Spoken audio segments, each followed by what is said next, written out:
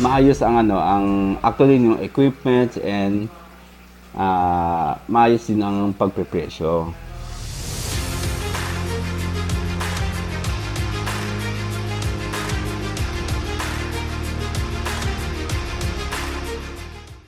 Doon na-meet ko ang Prime Agritech. Actually, marami din ako nakakausap ng mga contractor sa mga equipment. Pero, ang napili ko po ay si Prime Agritech. Bakit po?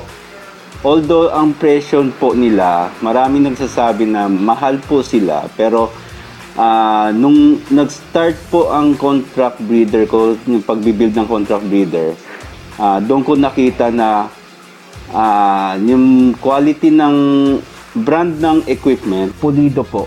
Pulido, maayos, ano pa. May knowledge sila po sa sa mga equipments po. Not only to sell the equipment, pero yung knowledge po ng from ventilation to lahat po ng concept ng manok po.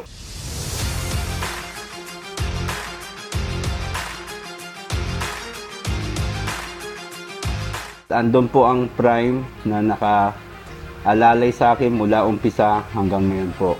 After sales, maayos po sila.